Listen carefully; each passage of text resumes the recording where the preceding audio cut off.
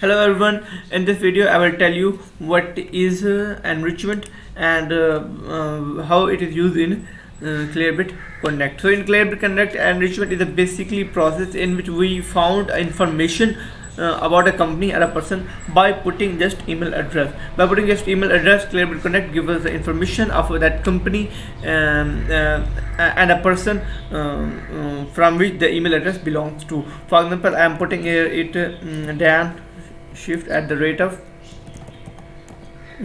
digital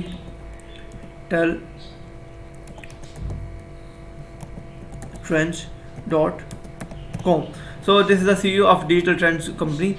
I'm putting here. So here we got as I put it here, in here I got the information about that person, Dan Gold, who is the CEO of that digital trends, and here Clearbit Connect giving us information about that. It founded in, it is a company, private sector company, and consisting of 360 employees, and our information founded in 260. So that's how that Clearbit Connect enrichment process of Clearbit Connect works. We can find information about a person or a company by just putting the email here without leaving our email inbox.